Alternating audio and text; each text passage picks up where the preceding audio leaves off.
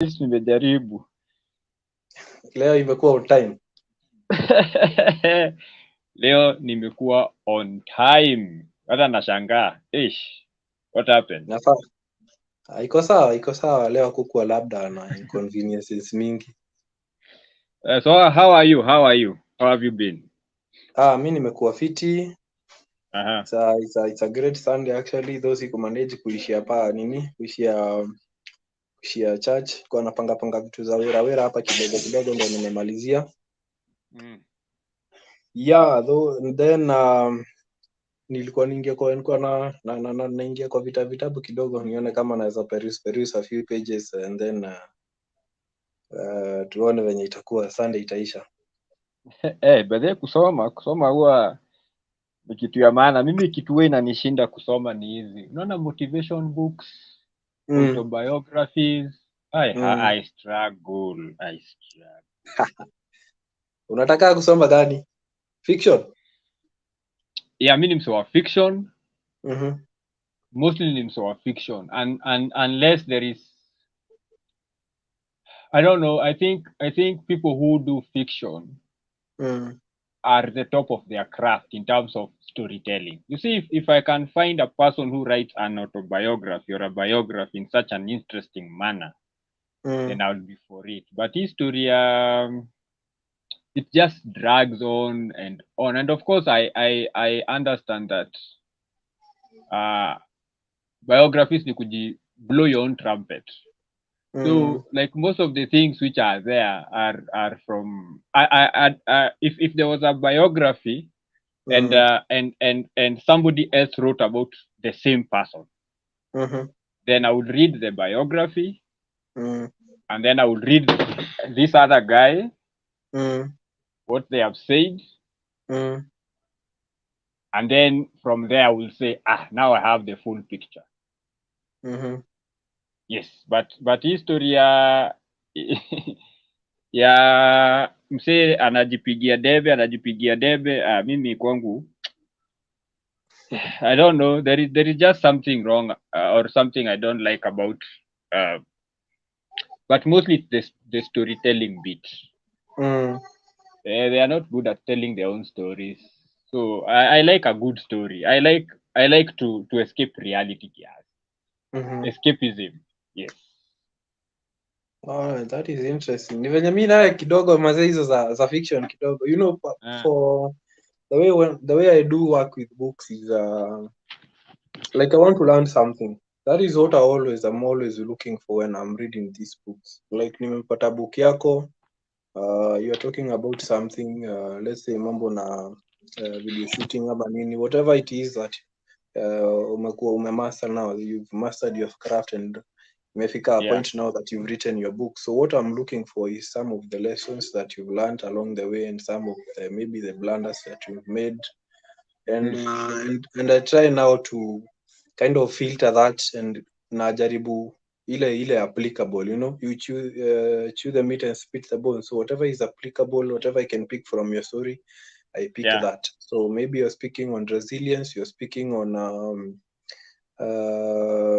like kukua emotionally intelligent, whatever it is that you're addressing, the theme of your book talks about, that is what I want to pick, try and customize it to my own life. Then from there that's why sometimes I really though now that when you speak about storytelling now, that I get a different perspective about fiction book vile sasa now sometimes nayo na kidogo unajua tuko a bit different, so unapata mi naye sometimes ndajaribingi I've tried to pick these books bana, but nazona out vibaya sana nikianza kusoma nini, so but I'll now operate with that perspective, like now the art of storytelling, which is very very important when it comes now to communication, because you really have to like be creative. Unajua, well, I think fiction pia is a lot of creativeness, so that you can be able now to deliver. Now when you use it now when it comes to communication, you bring in a very very good story that is going to back up your message. So I think I like that perspective, and I'm going to now tajaribu now from that angle. Otherwise me fiction kidogo now naumanga out vibaya sana. Mimi fiction and for me I have interests. Of course, see fiction to any fiction. mm, Number one, I mm, don't do this love stories. Those ones have mm, been done. I couldn't to different. I want. I'm more interested in science fiction. mhm, You see, how do you create this imaginary world and mhm, make me believe that it is real? You see mm, that level of creativity, that level of storytelling, how you capture me, mm. and not just even in books, even in movies. Me, Yes. I'm so into science fiction Mm, because I want you to. I know number one, I know it doesn't exist. That's number one. mm. Yes. But now I want you to convince me that it It exists, exists. Yes. and I see the way these people are interacting, and I see a whole world that you've created. As in, unaona mi hufanya for me books uh two functions. Number one, information, because Mm, there was somewhere where I read, and I think it was one of these government these declassified documents, mm, and one of the things they say is they are not so strict about like following up fiction writers when they mm, expose real things, mm, because already the fact that it is a fictional book, there is already a deniability that where did you mm, get that information from this book? Is it a fiction book? Yes. Then why should I explain myself when already the book is fiction? So that thing is fiction, mm, even though that thing is real. mhm, So um and this is something which my wife showed me TikTok fulani ilikuwa na this glass nini phones, the new glass phones, the mm, ones that and the first time I saw that phone was in I think was in James Bond, mm, something like 10 or 15 years ago. mhm, So you see, in that film they were allowed to expose or to show you the technology of the future mm. in a fictional story. Yes. But if it was just like a documentary, nobody would allow that thing to itokeleze kwa documentary. Mm, And also, I also like reading counterintelligence and intelligence and military books, fictional books, because that's mhm, where they expose the military hardware, some of their tactics in the intelligence and counterintelligence. Why? mm, Because it is fiction. mhm, So the trouble comes when now you want to separate the fiction from the real, but you have mm. everything. Wamekupea kila kitu. Now it's for you to Filter. separate them. So that's the whole point, and then it's super entertaining. So me, I read books for escape. I want to get Okay. into this world, this fictional world. I want to escape my world. So Mm, it's like when I watch a movie. Sometimes I watch a movie to pass time, but most of the time when I watch a movie, I want to immerse myself in that world. Movie ikiisha, I come back to my world. So yes. that's why I choose, because I don't want to like, and I think that's why this serious book sometimes who are sister boy, because I'm like Mm, the world is already trash, the world is mm, already hard. Why do I want to know more about the hard world? I already know it's hard. So why are you mm, telling me how the world is hard?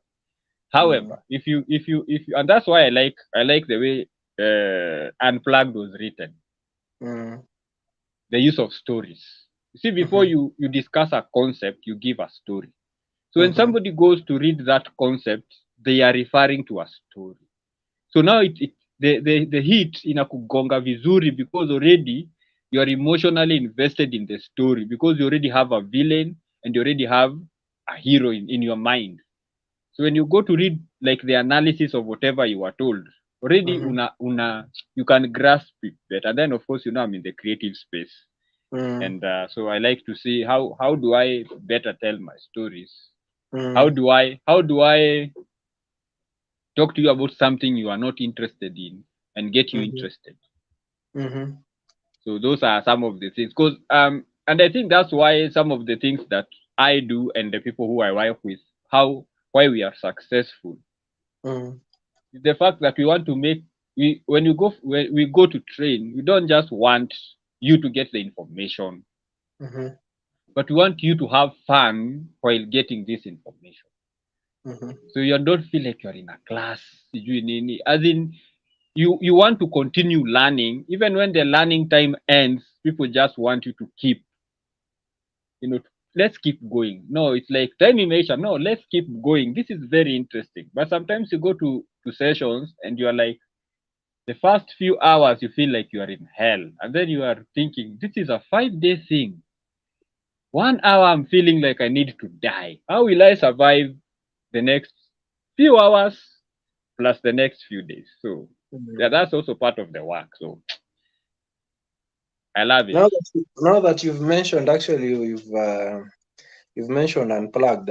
What's your take, Ama? What did you think about the book after reading it?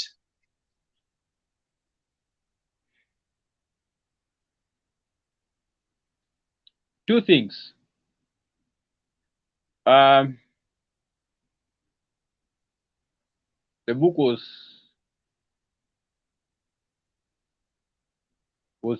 needed for the people who have not been part of that space, people who have not entered into the red pill, the manosphere, all those things. When you're being introduced into it, it's the best. But for the people who've been in the space for a while, the thing that was really stood out for me was the stories, not the concepts, because the concepts, hizi ni concepts zimekuwa all along for the last 10-15 years. So somebody who's been part of this space anajua hizo concepts zote, hypergamy, monkey branching, hizo vitu zote. So these are things which you know. However, now when you bring in the stories, now that hits different. It's like when you are taught a concept versus when you are told how this concept affected somebody. Then that was now what was different for Unplugged. Not for me, that was what was different. Not like the concepts, like I didn't have like an aha moment, like I didn't know this. However, the stories themselves, the art of storytelling that he used there. Now this is like in Itago connecting the intellect to the emotion. So now that's something which Unplugged did very well, and that's why you see it has a lot of success and equal backlash, because nobody can read a story. You see, a story is about getting you emotionally invested. So you see a story of this person engage with this person, and then this person did this guy that in this way.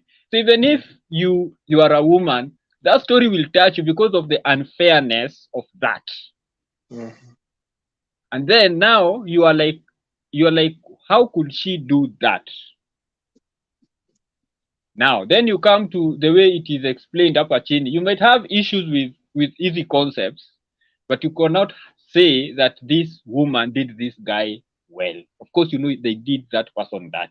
So that's where ilikama kushika mtu mahali penye. Now, if this is, and that's something which the feminists have been very good at doing, which I think the people who are anti that movement have not capitalized on. They know how to make an emotional pitch, an emotional argument.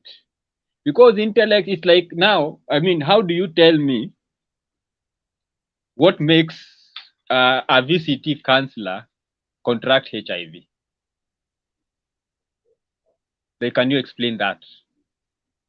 This is a doctor who's been working kwa hii field ya HIV, transmission, treatment, prevention for years. How do they get it?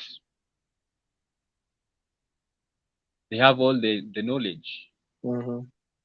It's because it was only intellect. Ilikuwa tu ni knowledge, ilikuwa tu ni information. Wako tu na information. But information haina any emotional impact. But if you can reach somebody's emotions with an intelligent argument. That's how people get radicalized. Because now it's no longer information, it is something that I am invested in. It's something I am willing to get hurt over. So that is something which a lot of people who want to and this is something which I think my lecturer when I was in campus, when I was doing children theater, alikuwa anasema it's all about the narrative, because information is narratives. HIV is bad, that's a narrative. Like that statement is a narrative. So now how do you if you want to change people, change the narrative. Evil to change the story.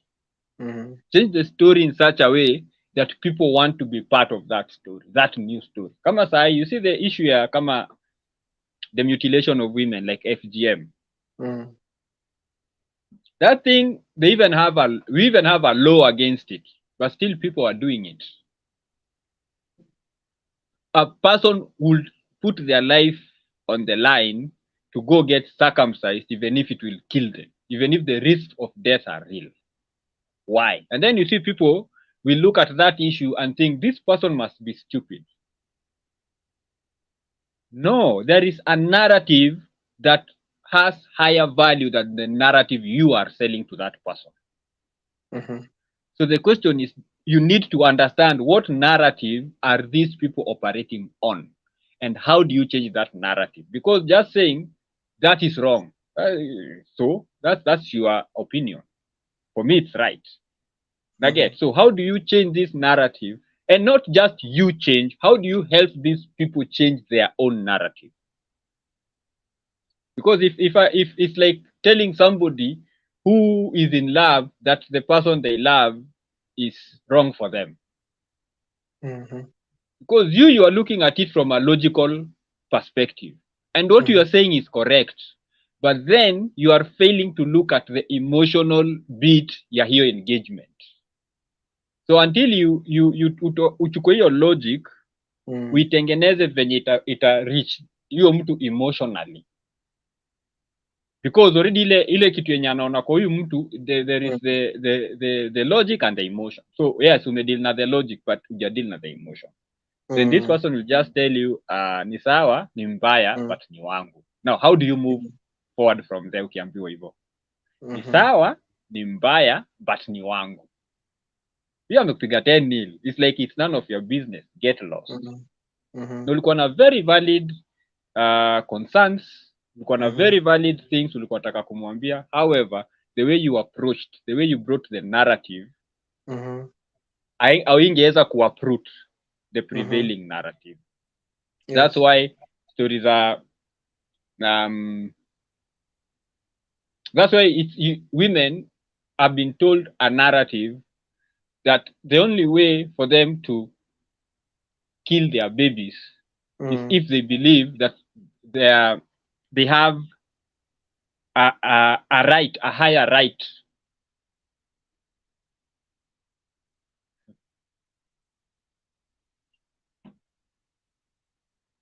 Let's wait for him to come back. Let's see if he will start to join. Okay.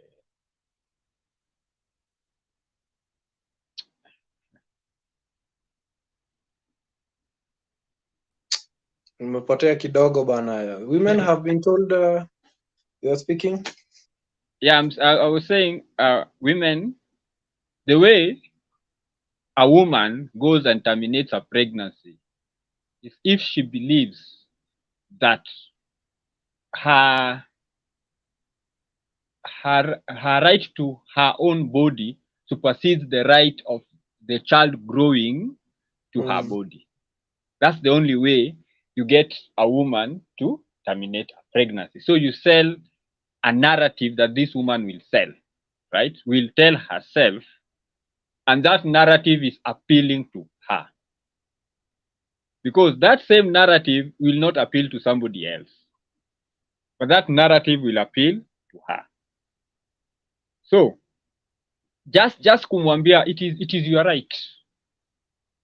So yeah, you're pregnant, so you have a right over your own body. And then do you know what a child will do to you?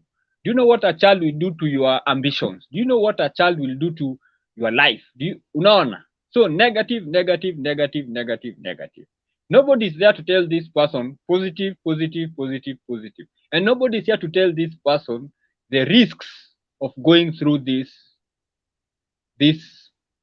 endeavor that they want to do to have a better life. Because huko mbele, they are going to have issues. They are going to have psychological issues because there is something they did. There is that trauma. There is that trauma which will follow them. So what do you tell a woman who umemselia idea that akona right ya body yake akiwa pregnant, and that anaweza akaterminate your pregnancy, alafu wakati ya hiyo operation something goes wrong, and now she can no longer have kids in future. And so she terminated that which she was supposed to have. Or after amemaliza hiyo stuff yote, now she cannot have kids. And then when they go wanafanya the medical nini, they realize that actually her ovaries have issues. So that was the one viable egg that she had, and ali flash. And number two, yeah, you can try. It's not like your womb iko na issue, but your ovaries have issues, or your ovules have an issue. So what do you think that woman will be the rest of her life atakuwa nafikiria nini? When now she can no longer have kids, when now she wants to get married, but every time she wants to get married, there is the expectation of a child, and she knows she cannot have a child. And the men she tells she cannot have a child end up leaving her, go and marry other people. Now, what happens to this woman if she actually had that baby and then later on discover that she cannot have any more babies? So she's no longer now looking at that kid as a curse, but as a blessing. Like, this is the only child I can have, and I had my child. I cannot. No. So it's about selling these narratives in a way that has emotional impact. That's something which probably we need to learn more. Yes. So now let's get into it. Ndio nilijipanga. So now what do you think, and this is strictly for marriage. This is strictly for marriage. And you, I'm assuming you are unmarried, right? That is an assumption. I don't know. Yes. So you are unmarried. No. So you are married. Yes. So what are the expectations of women? Because now if you are married, I'm assuming you are married to a woman. So what have you seen kwa marriage as an expectation of the role of men in a marriage? What do you expect of yourself when you come as a man? And what is the expectation of the woman you are married to? And not just specifically her, because I know, once you're married, you just unaona tu vitu, and then now you start noticing for other married couples na hizo vitu zote. So just on this is the expectation of men from a man's perspective in a marriage, and these are the roles and expectations of men from a woman's perspective in a marriage. So will you talk a little bit about that? Well, that's a very interesting question. And if I was to speak on the perspective from a man, I was to speak from a man's perspective, number one, as men is it's more about images on leadership. As a man, you have to be in charge. You have to be in charge. You have to be the leader in terms of you have to be there to provide for your family. You have to be there to protect your family. If the children are there, they speak of parental investment. That is from your side as a man, and you are the one who definitely like you really need to understand, for you now to be able to lead, lazima ukuwe unajua this is where we are going, this is where we are, this is where we are going, right? So that when now you bringing someone on board, it's like they are boarding your ship. You already have a definitive north. You tell your wife or your partner that this now the plan. This is where I'm going now in terms of my purpose, in terms of my mission, and now she's the one now to come in and support you. But basically, from a man's perspective, it's more about leading, providing, protecting, parental investment, and above all, that is to build a strong and healthy generation. Yeah. Mm-hmm. So the second bit. So now let's just pick it a little bit up. Okay. In terms of control. Mm. Because now, for example, if you say a man has to be in control. Yes. Talk a little bit about that, because I know many women have this, they get triggered when they hear such words. So kind of unpack that control, Kiasi. You cannot be in leadership when you're not in control. Yes. By control, what I mean is you're the one. It's not that you're the one, like every time you're calling the shots. By control, I mean you understand. It's like what example will I give you? Let's say like the example I gave of a ship, right? As a captain of the ship, your control is, you know that you have maybe a destination you're going, right? But unapata, it's possible that the route that you've chosen, it might be turbulent or ama iko na storms, right? Which of course I don't know how it plays out in the sea or in the ocean, but you as the man of the house, you can decide, or as the captain of the ship, you decide now the destination. Let's even let me give you a better example. Maybe mnaenda tuseme ushai navigate mahali, maybe tuseme kwa kichaka, right? So maybe you're going to a certain target, and then you find that maybe ni ile mlima, or it's a ni ile booster CZ telecommunication mast, so you're going there. But you find that between now where you are and where that mast is maybe unapata maybe ni kama kuna kidepression ama kilaga hivi, where you're going to take a lot of time before you go down and then you climb up. But unapata the alternative is for you guys now to use a longer path, but utapata it will be more convenient. So you're supposed to be able now to decide that, to say that we won't do this, we are going to do this, or you're going to choose this path so that we reach our destination. And at least because it's a man, you're supposed to now to first of all think through everything, like whatever it is that the decision that you're bringing or that you want to make, you may think through, then unasema this is what you're going to do. And yes, because now as a leader you inakuwa followed, no, because you've taken your time to think it, to deliberately think about it, and you've considered all options and you go with it, and then inakuwa followed. No, like that is the essence of control. Like you have, to some degrees, you're in authority. When you talk of control, you're in authority. You've considered, umesikiza kama ni like the opinions of the other person, but at the end of the day, what you decide now after considering all those perspectives is what is going to be followed, and that has to exist for a relationship to work. Otherwise, if a man is not in control, utaambiwa let's do this, unafanya. Actually, that is the reason why actually Adam ate that Eve, because that apple, because he was not in control. So as a man, the moment now you understand the cause, you understand the mission of your life, you understand what the goal of the family is supposed to have, you listen now. Maybe unasikiza kama ni different perspective, you put it on the table, you dissect it. After dissecting it, you see both the positive and the negative attributes, maybe the outcomes. As a man now, you're supposed to reach a conclusion.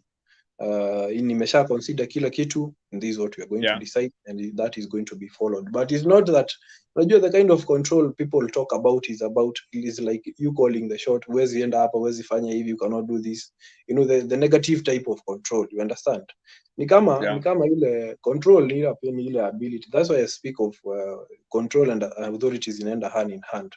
As a man, if you're the leader, you understand, let's say you're either like, where as a leader of the family, you understand that maybe unaambia mtu, you're not supposed, maybe the family now, you're not supposed to come here before, like, after this time, because now it's very risky for you, and you obviously now you are the one who is going to incur the cost. Say maybe mtu amekuwa assaulted huko kwa barabara, so that is a degree of control, and like it has to be adhered to, because now you as the leader, you are going to incur the cost. So by this time, do this. Maybe kitu ikifanyika kwa nyumba, you're supposed to take it, like you're supposed to do this and this and this. No. So control, as a man, you have to be in charge. You have to be the one who is deciding where do we go, how suitable is it for me as a family, what are we if ile information, the things that you guys are maybe watching in the house, how harmful, or what are the consequences of that kind of information, or those kind of, maybe unapata mko tu in a family in a family setting, but the things that you guys are watching inakuwa watched kwa TV yako, something which has no value. So as a man now, to be in control, you have to say, no, this is not going to happen in this home, and it has to be adhered to. So a man must have control. That's what I meant. Okay, that's good, because in this world of today, where everybody wants power, because control and authority is power. Yeah. But now in this world where everybody wants power, they will not, as long as umetumia tu jina control, they project their own power hunger and say, okay, so unataka control, so unataka kuni control. So they are not because power is good, authority is good, control is good, but then they will always twist it in the negative. And then also power, control, authority can also be misused. But now, instead of the question I always ask people is, why did you just, and this is something I asked people in the training I was in, why do we always have to go, the first thing that comes out of our mouth is the negative side? Why? Because if we say power is good, but it can be misused. If we say control is good, but it can be misused. If you say authority is good, but it can be misused, why do we always go to the misuse? So if I say I am in power, so people look at me like a tyrant, look at me like an authoritarian, instead of the positive aspect. Yes. And that's why I asked you to unpack it. So that would be the go-to saying. So men are in control. So now you want to control women? Yes, we want to control women. So you want to control our lives? Yes, we want to control your lives. Just the same way, like when you live in a society, there are always controls. You can't live in a society without controls. So if the family is the smallest unit of a society, and the larger society needs controls for it to be cohesive, why do you think that the family does not need controls? And then somebody's like, no, you are saying? Actually, there is this, I don't know, I might be wrong, I might be right, but I believe that marriage is not a democratic institution. Just It is like not. the same way we are living in the country, and people think that just because democracy is mentioned, we think that it's a democratic country. There is a lot of things that that you cannot be able to do, even if you have been told that you have that right. Because just imagine if somebody, kila mtu anafanya chenye anataka. How do you think that relationship is going to work? For some, like, Yes. that's why that when you speak now of control, and you speak of authority, some things you have to say no as a man, and you have to, because at the end of the day, when shit hits the fan, the leader is the one who is held accountable. Like, Yeah. so where you are the one who tolerated these things. You knew that they were wrong. You knew that this was not supposed to happen, especially in a relationship, in a marriage. Ati mtu anasema anataka kuenda out by 10 p.m. and they are there, and what did you think was going to happen? And so that's why we are saying that a degree of control and authority is very, very necessary if a relationship has to work. Otherwise, actually, at Yes. a kitambo, the relationship wouldn't have lasted. If people are actually, if now actually ask the people, ask us citizens how we want to be led by the government. Kila mtu atakupea narrative yake. But now, Yeah. imagine now you are leading people, you're leading 50 people and you have no control. What do you think? Chaos, anarchy. There is nothing that is going to happen in that society. So, in as much Yeah. as people are being fed with this illusion that you're living in a democratic country, there has to be rules, there has to be laws that are going to govern the country. And similarly, when it comes now to the context of relationships, see, kila mtu ati you're all given latitude to do what you want and sijui to go where you want. No, that cannot happen because we know it is very, very counterproductive. No, it won't last. And at the end of the day now, who kampuni ikianguka, it is not the workers who are blamed, it is the CEO. You as the leader, or in whatever capability, in whatever position uko, you are the one who is going to be held accountable. So um, that is why it's very, very necessary. And for you to have authority, that means that you need to have control. No, like you have to decide, this is what I am going to accept, this is what I'm not going to accept. But hata kampuni unapatanga, you have those meetings and people make suggestions.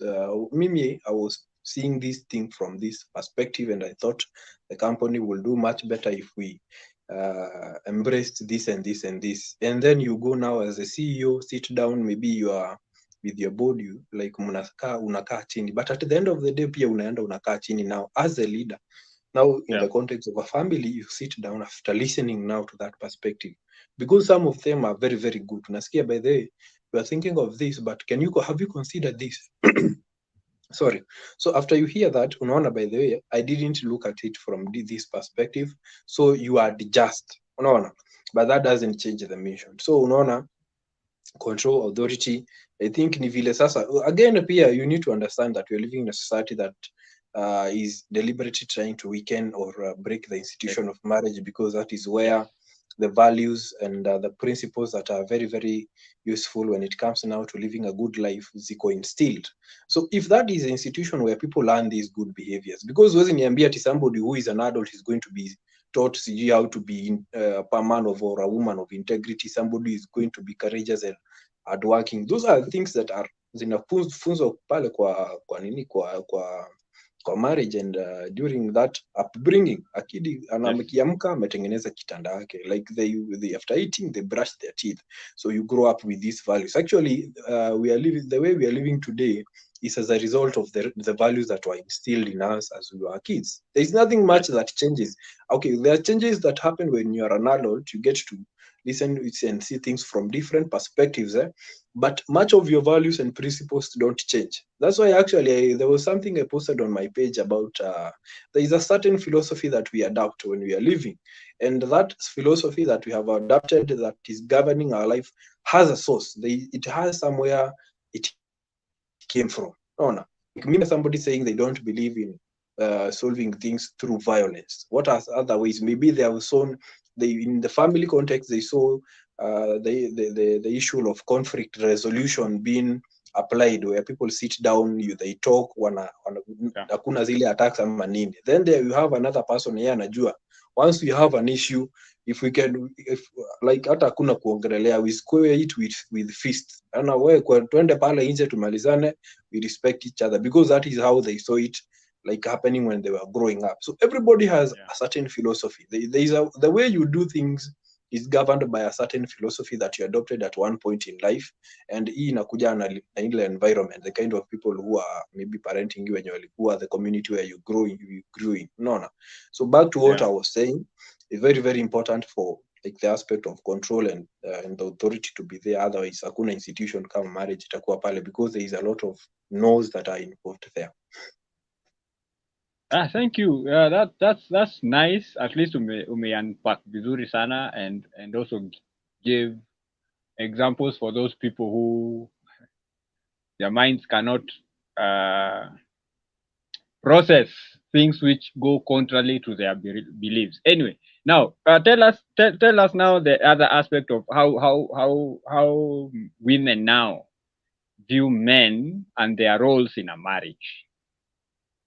You see now for the when I speak of the context of a woman, this is just hearsay because now I'm a man and you're Yeah, telling me to speak of what women think and whatever it's what I've heard, so I might be biased because sasa unajua sasa yes, mimi am a man, what I know, yes, this is my, but we have those general expectations, yes, and generally it actually doesn't change so much with what I've said, kama zile, because one, women want a man who is in charge, right?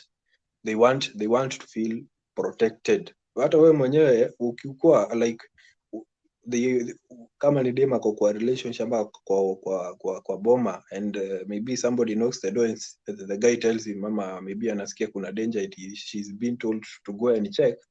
Hata wewe mwenyewe now, if I was to transform myself into maybe to become a woman, that is not a kind of a relationship I want to be with. No.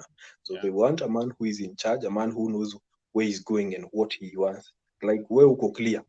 No, you are very very clear. You are not just meandering through life, ama you are just sleepwalking through life. Unajaribu tu ati this is what I like. You're moving from this. Very very clear. Unataka chenye, you know what you want. No, like yeah, when clarity, when maybe a lady comes into your life, the thing is she's coming to support something. So on your part as a man, you've identified what it is that you want in your life. That's why I'm saying yeah, you've identified what it is that you want, and you are working towards it. So she's supporting something which is clear, and pia anajua mwenyewe like this is what this guy wants to be. So be in charge, that is they want to somebody who is in charge, mtu mwenye hata yeye akienda mahali ingine anaona yenyewe bana, my guy is somebody who understands himself. Another thing is there is a speak of somebody who can provide for them. Like I'm just speaking, I might add some things hapa katikati, but I will just yeah, speak on what I've spoken. Somebody who can provide for them. If you now as a man you cannot be able to provide for her, what do you expect? She won't be in that, because women stay in relationships where like kuna some sort of benefit. As long as yeah, a relationship is beneficial to them, it's very very hard uh, for a man to, like, for a lady to leave. So the moment now you as a man you drop the burden of performance, you're no longer performing, you're no longer fulfilling your duties, then hata yeye mwenyewe pale itakuwa ngumu kukaa. So long as the man is providing, very very important, hata yeye mwenyewe atataka kukaa. Then as a man pia kuna the aspect of somebody who is in, well, I think it is in charge, somebody pia mwenye ako revered ama like when you other status, men now, in terms of yes, status, mtu mwenye ako na say mahali pia, like you can call the shots, and other people actually have respect for you, yeah, like you can speak in a multitude of people, and people are going to listen to you, unajua sasa what a woman who ana reflecting is a big woman, is a big reflection of the kind of man and the values that he has. Like mtu akiona tu bibi yako atajua Raymond ako hivi na hivi, because now your choice of a woman actually speaks a lot about your values and principles. So if you bring someone very clean, she knows she's very articulate, she's very actually knowledgeable, it speaks a lot about you. No. So women generally, that is it's a bit maybe for me now to speak about the perspective, but the expectations of now women to men is they want somebody who will lead them, somebody who will protect them, na pia when they do not want somebody who is going to kind of worship them. No, like you putting women on a pedestal, you doing everything that they say. We know the nice guys chronicles how they end. So the man who has a purpose ni mtu mwenye anajua like is independent. No, it's a man who can do his own things, ni mtu mwenye anajua like even if things were not to work out, my life will still go on, unaona. So anajua that even if she left there was going to be maybe problem kidogo, but it's not as if this man won't continue. So there's a lot to we can mention, but I think I can say I can use now that perspective ya wanaume now the same kama interchangeably yani. Okay, so now why do women get triggered when they are told that there is an expectation for them to submit to their husbands? You see, I think the way the whole thing has been, when you spoke of the feminist movement, and it's about playing with people's minds and emotion. You get? Yeah. So some of these words ujue ndio zimekuwa, it's about weaponization of, ni kama zimekuwa weaponized, unaona. So you hear somebody, I want somebody who can follow my lead. Oh, so you are the one, you are the controlling type. Unasikia? So this is what has been done. So we know that you cannot have two CEOs in a company. Yes. Like one of them is definitely disposable. No. So there has to be one leader in a company. Like hiyo hakuna mahali utaipata ati sijui CEO wawili. Hakuna co-leadership, hakuna kitu Hakuna kama co-leadership. Nothing like that. You get her? So you see, Yes. it's about what has happened is these are things. Unajua pia the people who are against these things, obviously, definitely, because marriage now is founded on the Bible, and the Bible speaks very clearly about these things. No. So there are people who do not subscribe to that. No, and they want to come up with their own narrative, like you said. Mtu anataka come up na narrative yake, and they want that narrative to be like what is going to be used. I don't know if you saw that clip where a lady was alikuwa ana make vows, and when inafika some words and she keeps quiet and to obey, and she doesn't want actually to obey, unaona. So inakuwa I think these words have been weaponized and given the wrong meaning, unaona. Inaonekana ni kama ukisubmit, it's like you are degrading yourself. So like you're giving this person total control over your life, and he can do anything with you. Like something which you mentioned, it's like men have been painted for a long time as the oppressors. So when you submit that to a man, inaonekana ni kama is totally bad, and we know that is the most important thing when it comes to the context of a relationship. Ama for a marriage to work, that has to be there. So unapata, you find people, ladies who are very disagreeable in relationship. One guy says this, she says this.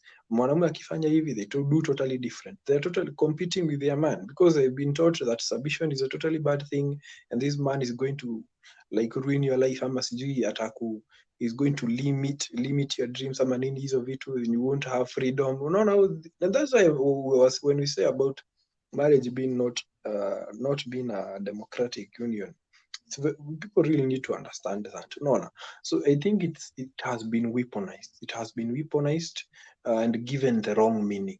But ukiangalia number one, they say now that now in biblically speaking, the man is authority. He's being led by the man is being led by Christ, right? He's being led by Christ. That is where he gets his leadership, and he gets this knowledge and skills and wisdom to lead the family.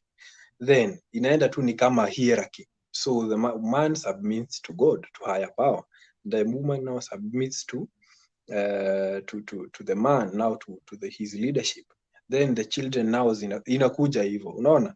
But sasa you see what will happen is actually people pick up excerpt in certain, even in writings, to support their own arguments, their own theories, their own narratives. So when you read now the whole thing about submission, utakuja kuangalia actually even the man is submitting to a higher power, because you cannot just be the one who you lead to from your own manual. No, there is a way you run your family. There is a way you treat your wife, your kids, and you treat yourself. No. but sasa hizi vitu haziongeleangi, inachukuliango because ilikuwa is more of empowerment of women. So you pick out something that is going to trigger people. Actually, you've just spoken of emotional appeal. So they appeal to the emotions of women and they tell them that sijui submitting nini, I cannot just, and actually you find that, women are submitting. If she's not submitting, they are akienda job yake, is she going to go and say though I cannot submit nini? Hebu enda upata kama, because now they are working, unapata ameenda ameleta kachai, like women generally submit. It's something which is innate in them. No. So if she's not submitting to you, be sure that she's going to submit to somebody she deems respect and has total power over her. No. But ile ya kuambiwa sijui ni ile, like what I would say is it's the weaponization of that art of submission. Inaonekana kama ni kitu mbaya, but everybody is hata mimi ni kama tu vile wanasema everybody is answerable to someone, so there is always somebody higher above you. Even the president answers to some people. No. So hii kufikiria ati sijui you're the only one who is submitting and you're kind of, it's like you're doing people a favor. That is something which we need to reevaluate. Yeah. So and for the new age people who don't want to conform to the traditional norms and everything, the fact is that you can't have two CEOs.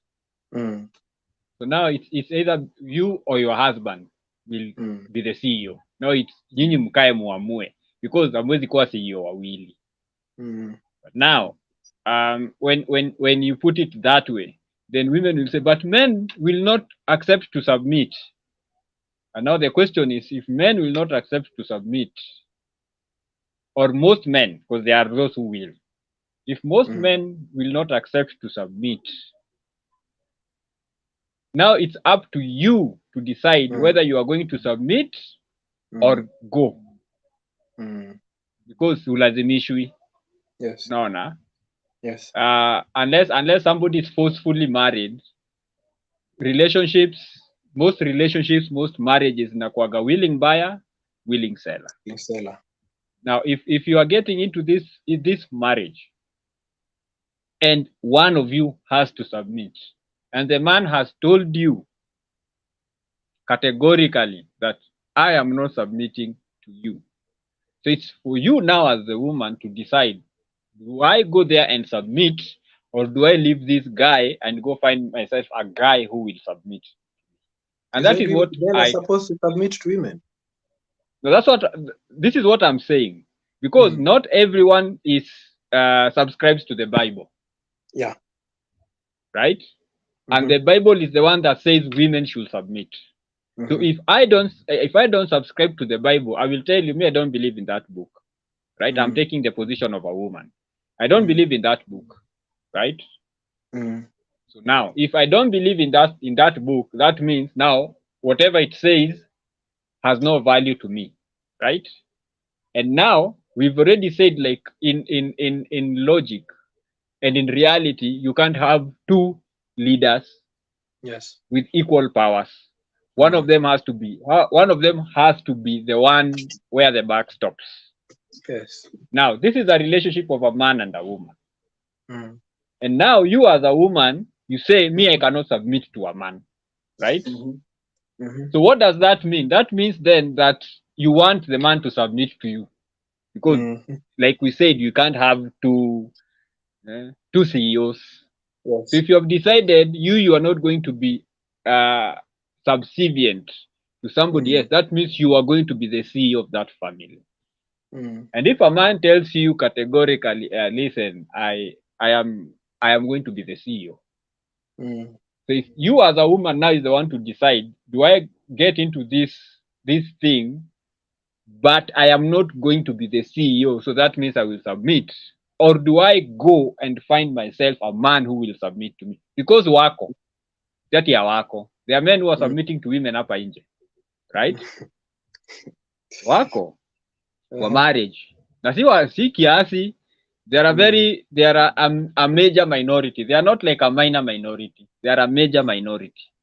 Men who see, like we said, a lot of men have bought into this this feminism thing, because it's been going on for a minute.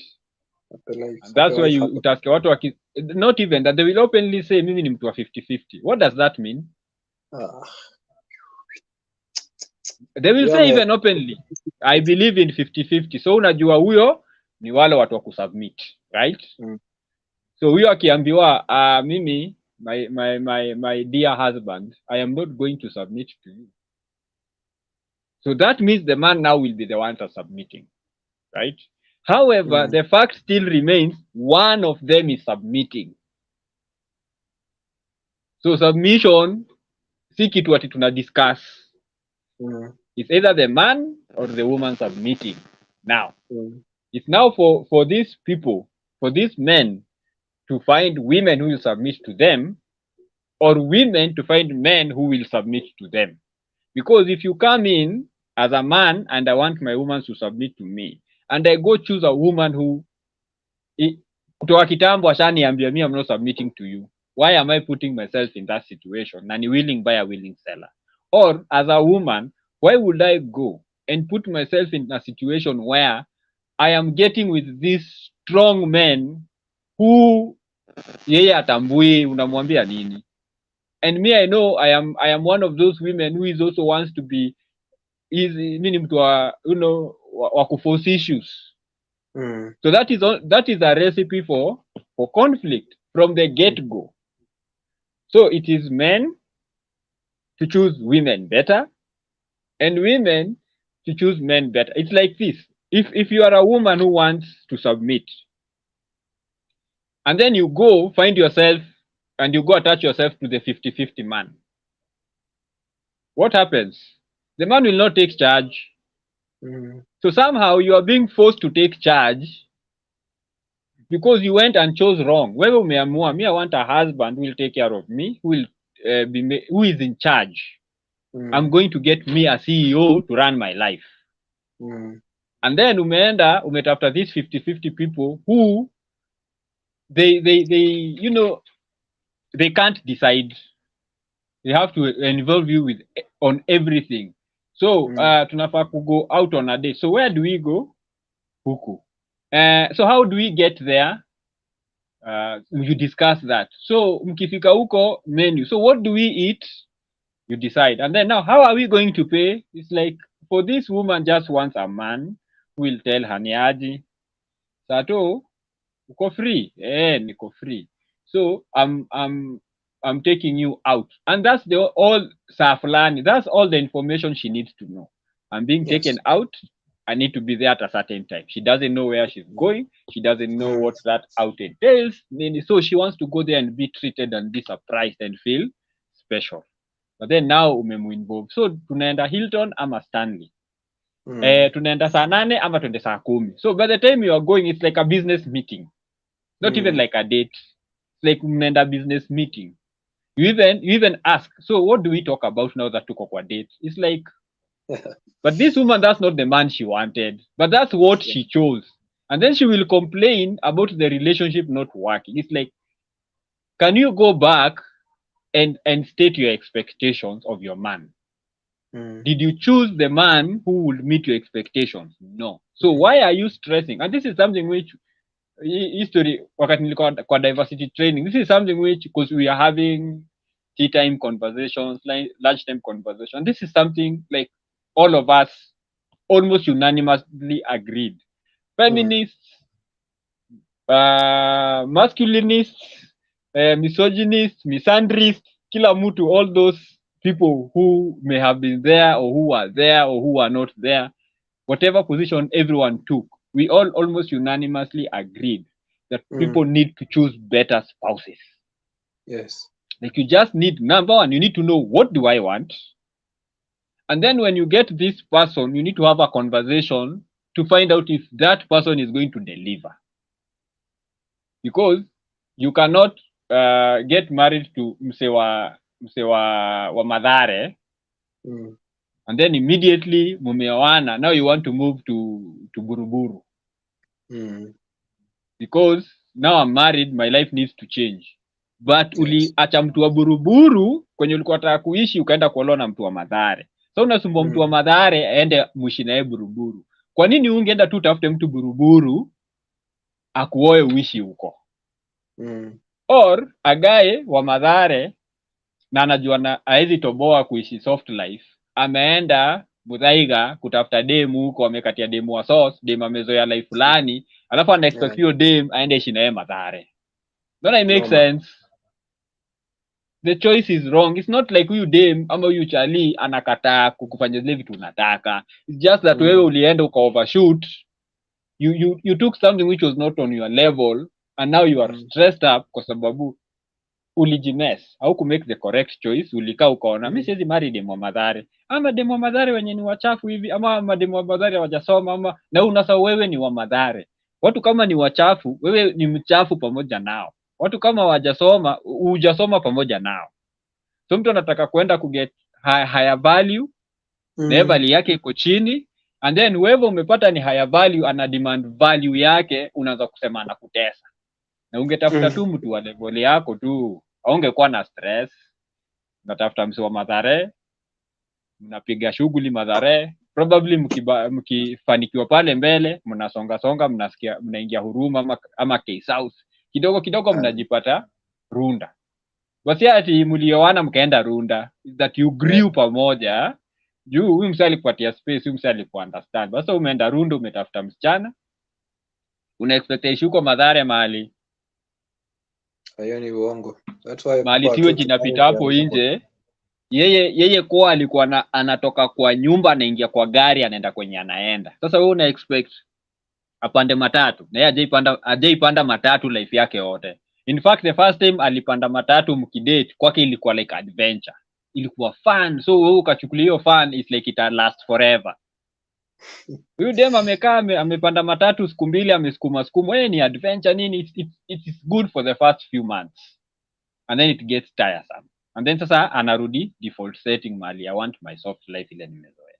So that's something we agreed, tukasema watu waache kujiletea stress na waache kupia wengine stress. So from the get go ambia tu huyu mwanaume, sikiza, mimi ni our womanist, mimi sitambui submission. So if you want me to submit to you, hiyo sahau. Or mimi sijui kupika. So if you want a wife who cooks for you, me I don't know how to cook. So what do we do? Huyo chali juu umeshamwambia mapema, either ajue mimi ndio nitakuwa mkupika, ama nitatafuta DM wa kunipikia, ama nitate initiative nifundishe huyu bibi yangu kupika. Na mwanaume ambaye huyu dem ni aje, mimi unajua mimi ni msowa mjengo. Mimi sina kapesa. Mimi ni hand to mouth. So wewe ukikuja ujue kuna time hakuna do. Ama ukikuja ujue ukuje kukua housewife. Juu hapa do yangu yezi tosha sisi wawili na umekaa tu kwa nyumba ndaya the whole day. Kazi yako ni kukula tu. Lazima pia utoke uende uhustle. Na yeye dem akuze sasa juu hiyo ni kazi ya wewe kama mwanaume na umenioa na mimi ni bibi na nafaa kufanya hizi vitu zingine. Then what happens to the roles I'm supposed to play kwa hii nyumba? Not that ni kuku nje na hustle because huwezi afford. You see, we have a conversation mapema. I know I cannot afford to provide 100% for my wife, so I need her to go find some work. Now, when she's working, she cannot be working huko and at the same time taking care of my home. So what happens to these roles za nyumba? Do we come sisi wote jioni and I do some, she does some, hivyo, what do we agree? Nugget. It's not like sasa mimi I expect my wife to go to work and I still expect her to be a wife, like 100% ni bibi na 100% bado nataka aende anisaidie kazi yangu kama mwanaume. Una get where I'm coming from? Like people should normalize having conversations before they commit. And vile umesema, people need to understand that marriage si democracy. Sio democracy. And if you believe in Christian values, the man is the head. You cannot say you are a Christian and you believe otherwise. It makes sense. Wacha kujifanya Mkristo. Wachana nayo. But if you're one of those people who are not Christians, the household needs a head. So you need to discuss who is going to be the head of this household. Is it going to be kama hii ya Kenya ya 5 years alafu tunafanya elections? Ama will it be rotational? What are we going to agree? Are we going to say you do it until such a time that I feel you cannot do it and then I come I do a hostile takeover. And then if I do a hostile takeover, you allow me to take until you do a hostile takeover. You see, now people are discussing very pertinent issues, especially for decision making. And also for men also to understand, or for whoever will be the head to understand, that the head cannot survive on its own. Yes. It needs all these other organs to survive, to complement, to supplement, to assist, to prop up, just understand that just because uko huko juu does not mean uko huko juu as in because you are being supported by other organs. That's why uko huko juu. So all these other things are important. It's like now, say I'm like 6 feet, I'm 6'1". So if something happened to my legs and I had to use a wheelchair, I will no longer be 6'1". So the head will be a bit chini. Sahii iko huko juu inaonaga hata watu wakitembea. But now if something happens to my legs, kichwa yangu inateremuka. Nao sasa nakopia naanza kutafutwa na watu because napotelea katikati. Once people realize that also, because also a lot of men also misuse it. They misuse that leadership thing to become tyrants. Yes. To be saying, when kuna that one card which men need to put in their pocket. It's a very important card. Because I said so. It's not a card you should be using every other day because it loses its power. Yeah. Right? Everything inafaa kukua, especially those major decisions. Like I tell my wife, don't ask me what I want to eat. If I want to eat something specific, I will tell you to cook.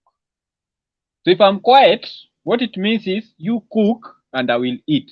Wewe decide. Alafu mi nitakula. So usishindage ukiuliza utakula nini? Utakula nini? I'm like, if I have not told you what I want to eat, cook what you either want to eat or what the kids want to eat or what you think will be easier for you to cook, because I cannot come sijakuambia what I want to eat and complain that umepika githeri. It makes sense. Sikukuambia nataka kula nini and wewe si malaika usome. But I don't come with fish and then niweke kwa meza nikwambie mama nani nipikie and then you bring me githeri. So that hapo kuna conflict because I already provided what I wanted to eat and I said I want to eat that. And then wewe ukaamua Vito nothing, mimi ndo niko kitchen utakula githeri. You see? So it's not like, because that one will not make sense. Same case, it will not make sense if I just show up niekewe githeri kwa meza and niulize kwa nini hukupika fish. It looks stupid, idiotic and childish. Unless kuna menu, tumetengeneza menu like I know Tuesday tunakulaga hii. So for example, if kuna house menu, then I come, I see a different food, I had expectations. Yes. That leo ni siku ya fish, but then nimepata githeri. So nitauliza, na itakuwa ati ni vita. Kwani leo tunakula githeri? But then utakuja uanze kupiga kelele ati sasa wewe una explain juu the expectation is kwa meza kunafaa kuwa na fish. So probably hiyo siku labda fish hazikuingia, ama hiyo fish ulipata ikiwa so expensive ukaangalia ukaona let me cook this because ama ukakuta fish ile ilikuwa imeharibika kama ni ya jana. You explain, at least watu wanaelewa what is happening. Very true. Yeah, so let's talk about issue ya the phrase we can be partners or we can be married. What are your thoughts for your phrase?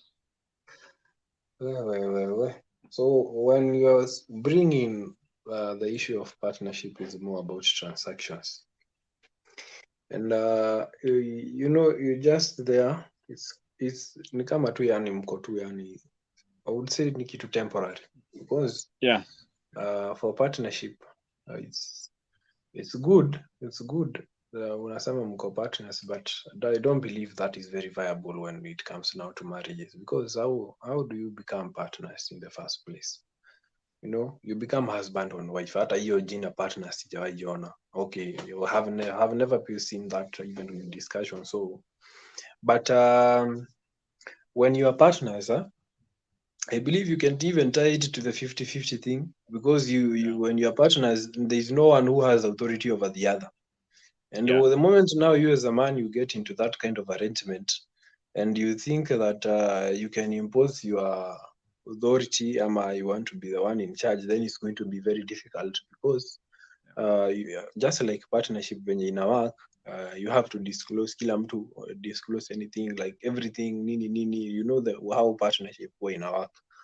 So for me, I don't buy that, and I think the marriage institution is actually being diluted. And because actually kila mtu in partnership, anyone can do what they want. No, Yeah. like you can, ukisema I no longer feel like this partnership is serving my interests, so I want out. You will get out without even thinking about the other person. And Yeah. that was not the because we have to, hii kitu mambo na marriage is you cannot say, even if people don't subscribe to the Bible, then Yeah. where did it come from? You have to understand who ordained the whole thing, like where did it came from, because where did it come from? Because sasa ukisema you don't subscribe to the Bible, and you also pia uachane, because marriage, there is nowhere else it has been discussed apart from the Bible. Ama mimi niko wrong, maybe I'm wrong. So is the person now who ordained it, ilikuwa ni Mungu, like he was the one who, the whole, that he think that is the foundation. I don't know, maybe you can confirm that for me. Maybe kuna other literary texts mahali zilikama up na mambo na marriage, and mimi sina habari. So you see, so when now we are coming up, or maybe tunaanza we are picking what some things that we think zinafaa kutuserve, and zingine tunasema hapana, this one me I don't agree with, then we are creating something which is totally different from the one which is supposed to be in play. Unaona? So hii mambo ya mimi, for me, partnership, so no, it's either you guys are husband wives, and then or you're nothing. Mwachane nayo. If you do not nini, like una feel hiyo nini nataka, just kaa hivyo to do your casual dating or anything, but hii mambo na partnership, if you want to build something which is long lasting, and you want to build an empire, or that is what you have in mind, then you have to. And nobody actually, akunanga institution yoyote yenye ama there is something which exist freely, ama there are no favorable laws. Unajua what we are doing right now in modern times, tunajaribu kupick only the things that are serving us. Unaona? So Yeah. obviously the moment now you choose, let's say for example, to be married, there is a certain kind of life that you cannot live. There is a certain kind of way that you can, certain associations that you cannot keep. Kuna vitu zingine, like you will have to do away with them if now you say you want to remain in that union. No. Now for people now, you still have to, they want to live a life that is not for someone who is married, and still act like mtu ako married. Unaona? So in this way, Yeah. I'm saying that people want to pick the things in ourselves, and wanaachana na zile zingine. It's the same thing that is happening actually in, maybe unapata kwa churches. People want to maybe be preached on mambo na prosperity. Sijui you're going to get breakthrough. Your enemies are going to be punished. Sijui no weapon which is formed, everything. Unaona those things that unafeel yenyewe, yes, you are saying amen. And then now when it comes now to being held accountable, the reason Yeah. why you are not successful in life, unaambiwa pia Biblia, God hates laziness. You are very lazy. You do not take accountability of your life. You are not responsible. You do not like associating with the people. Ama wewe ni mtu wa gossipers, so obviously you cannot get along with people. You do not work hard. Unaona, like sasa unajua it has two sides.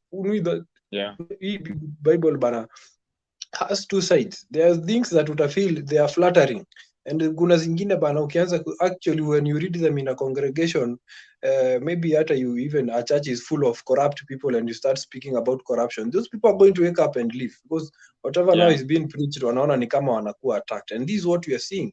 So when now you are being held accountable, and this is what now is happening in the society, when you are being told that you cannot live two lifestyles, huwezi sema uko hivi na bado unaishi kama mtu, like maybe let's say for our case in marriage, you're saying you're married and you live somebody like somebody who is not married. No, wewe unakuja ile masaa unataka, you hang out with everyone, you go to every occasion, you do things your own way. You cannot have the luxury of doing things the way you used to do them, na bado unasema ati you are in a union. What about the other person? No. So for me now, the whole thing about mambo na partnership na nini, it's just something which is I would say it's counterproductive to the whole institution of marriage, because what does it mean even in the first place here that you guys are partners, that you're introducing it, this is my partner? What do you mean? If the only thing that is exists and inajulikana, this is either my husband, my wife, or this is my fiancé, hizo ndio vitu zinajulikana. Hii ingine ya partner bana, these are some of the things that we are inventing, because sasa ndio ikikuwa when shit is the fun, kila mtu partnership, you just dissolve it and kila mtu anaenda shughuli zake. So that's what I think. So yeah, watu wanasonga. What do you think? Now kwa marriage, you remember when I was talking about narratives? Yes, narratives. I remember. Yes, so narratives are not only, we give narratives, or we present narratives differently. And one of the ways that we present narratives is either through culture or religion, right?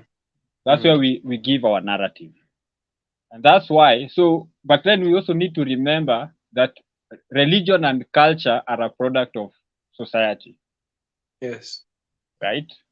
So everything the society does, they have put a narrative on it. So they have decided, okay, religious narrative works best for this, and the cultural narrative works best for this. Because at the end of the day, those rules, regulations, boundaries that a society needs to draw for it to survive. So marriage, the way I look at it, is not only a religio-cultural narrative, it's also an evolutionary narrative, right? If you look at the psychology of men and the biology of men, and you can even see that clearly ukiangalia kwa mammals. Very few mammals have the male staying with the female raising the cubs or whatever.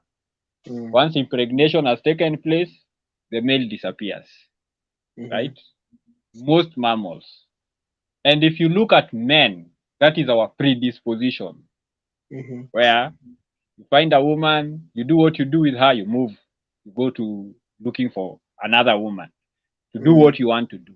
However, other mammals have an advantage that the kids or the young ones require very little taking care of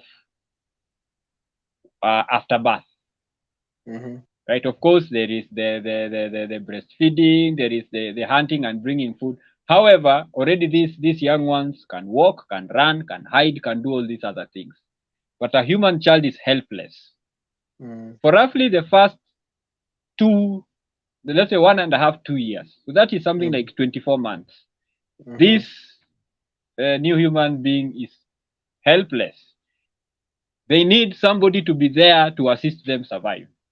And now if you are assisting somebody to survive, somebody who is helpless, already you as a person who are vulnerable, because now there are a lot of things you cannot do because you are taking care of something that is helpless, or someone who is helpless. Look at people who are taking care of sick parents or whatever. They have a level of vulnerability in terms of movement. like huwezi tu ambia msee mwenye ana take care ya sick spouse or a sick parent kuna shughuli Mombasa twende, si ako limited because kuna mtu anamtegemea hapa. If I leave, what happens to this person I'm taking care of? But if for example uko tu kila mtu ako kivya, we can be spontaneous, you can do all these things. So and then let's look at pregnancy. When a woman is pregnant, she is also very vulnerable in terms of diseases, in terms of nutrition, in terms of security. She can't run very fast if you are attacked. So what happens? Because of this vulnerability, I think the society itself was like, okay, we need to survive. And for us to survive, we need women to gestate. But when women are gestating, they need people to protect them. And then when they have a child, the woman and the child have this time when they are also very vulnerable. They need somebody to stay there. So who is the best person to stay there? Because you cannot just go pick random people. And probably they decided the one who put her in that position should be the one to stay. And I think that's how marriage like came up, because you can't force me to stay and protect somebody who's not carrying my child. I am not emotionally invested hapo. But now, and then also remember, they also limited sexual access, which the modern community came and undid, and now kinaturamba. They limited sexual access. Why? Because sexual access meant more vulnerable people. Because sexual access meant pregnancy. Pregnancy meant gestation. Gestation meant you are out of action. So that man cannot adequately go hunting because ameacha mtu vulnerable huko. This woman cannot go and gather because she's taking care of a young baby, and tukienda huko kwa forest with a young baby and an animal, a dangerous animal is passing by, and we need to be quiet. You cannot tell this kid to be quiet. That's the time they might decide to cry. Or tumejificha because kuko na marauding tribe that is coming to attack our village or that is passing by, and we need to hide so that they don't see us and hurt us or take us away. And the child is crying. So what happens? Huyu mtoto anaweka in danger. So most women who had young children will stay back in the village. But then they need to eat. So who is going to feed them? Na hiyo time bado ujue food was scarce and all those things. So I think also marriage was also something that made sense in an evolution bit, in an for humans to adapt in order to keep the humans, propagating and tukwetu. So it's not only a religious and a cultural thing, it is also an evolution thing. And that's why tunakuja na story ya partnership, because tulileta the pill and all these other things. So now women give birth when they want, right? And that's why now they feel that this thing now is a partnership. Because women think men benefit more in marriage, but they don't see the kind of benefit marriage gives them. Because number one, it is in the best interest of women to be married, but it is not in the best interest of men to be married. Because women like community. Women like mahali kuna safety. Men don't like that. Men, there is a way we are built where we want to go out and have adrenaline thrills and do weird. That's all. Even boys, they just go do weird games. It's if you look, I think, I don't know, I don't have the statistics, but I think if you look at statistics za watoto wale who have broken bones, the most utapata ni boys. That does not mean that wasichana awachezaji accident don't happen, but boys will be the utona are the craziest. They like all these thrilling things, and not just even men. Men will find them doing crazy things. Wako unashanga huyu mtu, as in, and they say if you put especially young men, if you put young men together, then the crazier, I think the craziness is directly proportional to the number of boys you put together. So like if you put 2 boys together, it will be crazy. If you put 4 boys together, it will be twice as crazy. If you put 10 boys together, it will be 5 times as crazy. So the more boys you bring together, but then for women, the more wanakuja pamoja, the more kunatulia. Okay? It's like there is something about mademu wengi. That's why if you find a lot of women wameka, utafikiria kuna mtu kwa nyumba. But look at men.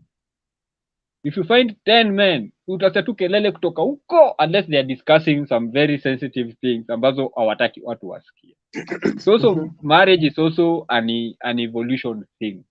And also the fact that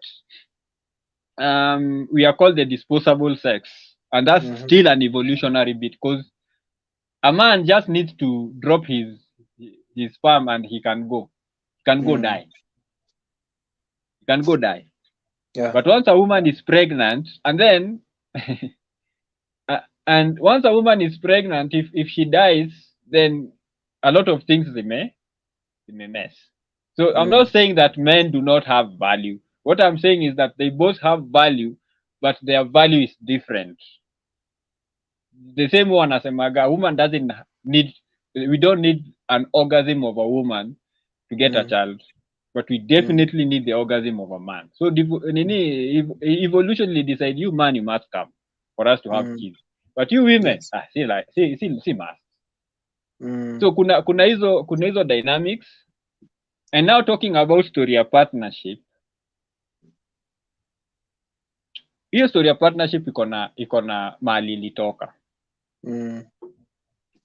And to the best of my knowledge, ilitoka kwa the homosexual couples.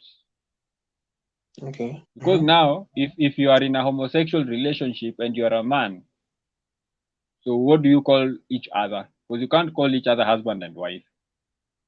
What do you call each other? Partner. Call each other partners. If you are 2 women, you call each other partners. So back in the day, if somebody said my partner in a romantic setting, that already told people that person is a homosexual. Even right now, you don't hear gay people saying my husband, my wife. You hear my partner. And that's where now they sold that thing kwa the feminists, and they took that now partner sounds, but partner, if somebody introduces their wife as a partner, I ask them, is this a homosexual relationship? Me, sometimes I'm just evil like that. Me, I'll just ask you. If you start talking about your partner, I will just ask for clarity. Excuse me, I don't want this to come out like rude or judgmental or anything, but I just want to understand. Are you dating a person of the same sex, or are you talking about a person of the same sex? It's not judgmental. It just helps me to process the information you are giving me, so that I don't put my assumptions in play. And then if you say, no, me, I'm married to a woman, then I'll ask you, why are you calling her a partner?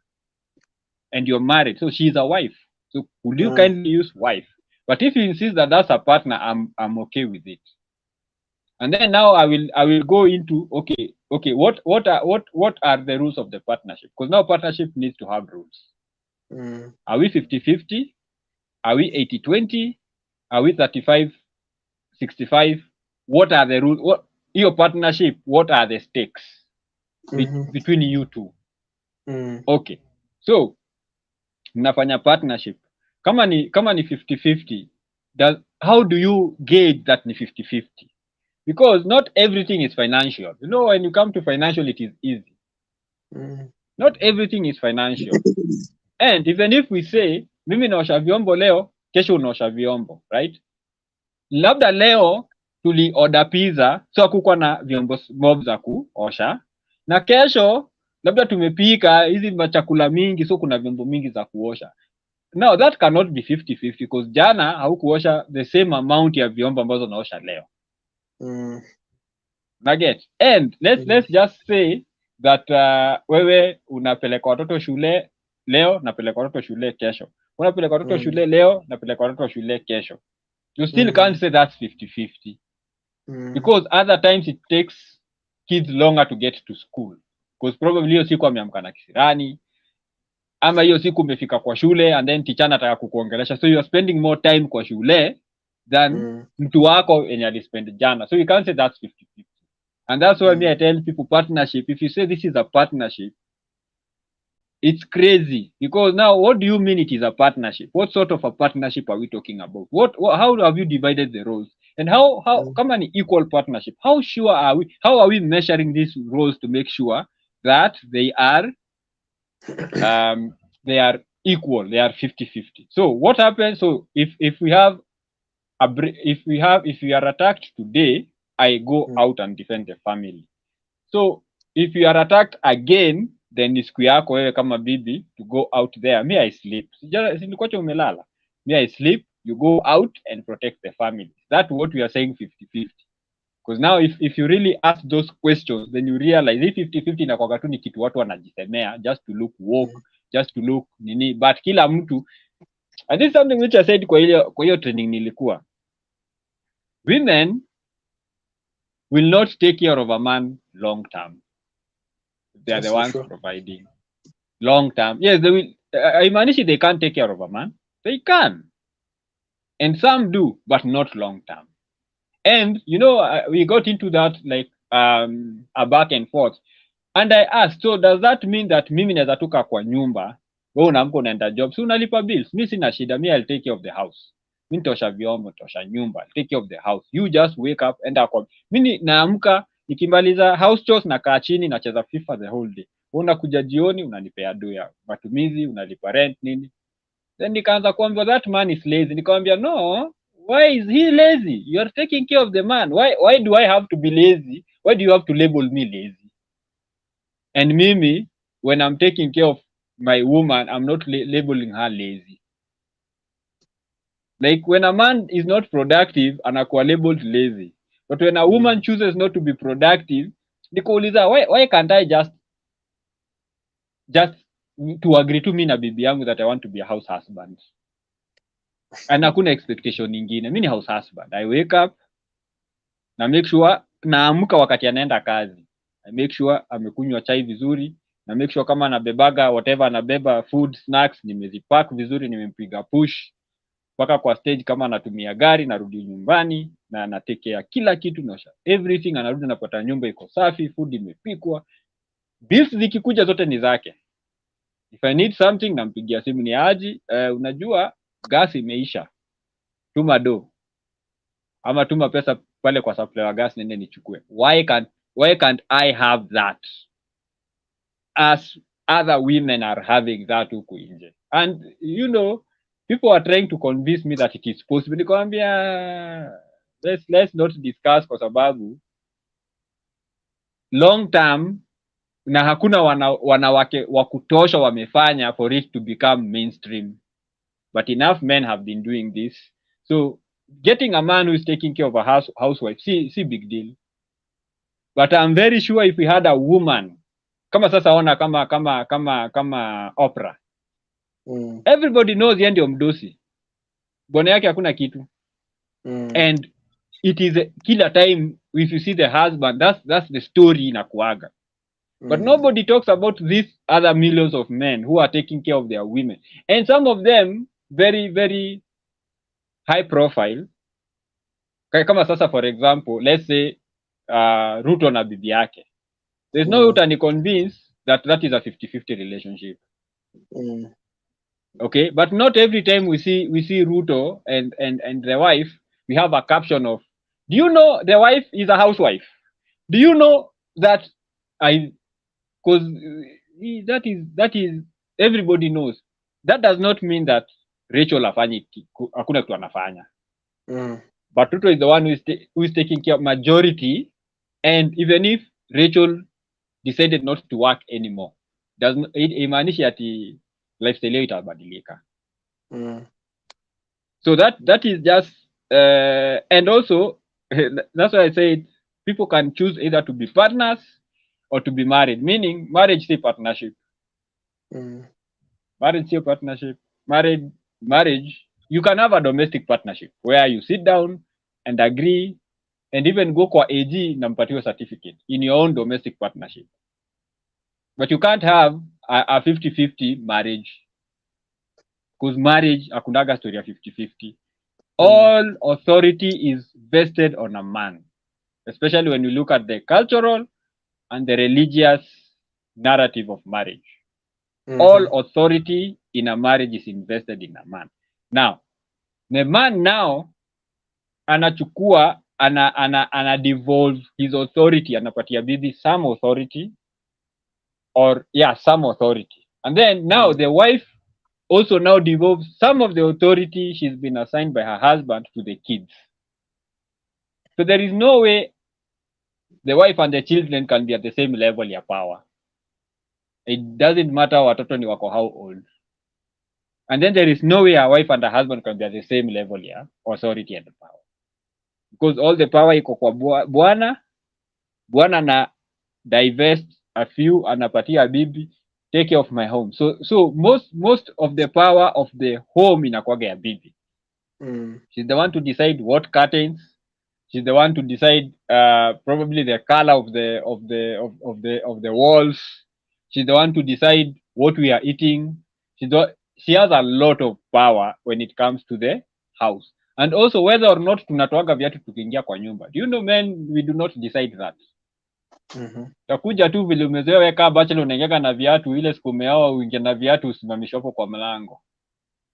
Uambiwe, now I don't know how you've been living, but now from here henceforth viatu zinawekwa huko nje. Na unawekewa mahali ya kuweka viatu. Ama unaulizwa hukuona ile kitu ilikuwa hapo. So now what happens tomorrow? Ukifika viatu unatoa unawacha mahali uliambiwa, because now ulichukua power yako kapatia mtu na amesha make a decision. But that does not mean that sasa juendi homemaker utoke tu jobs kumoja ukute amehama.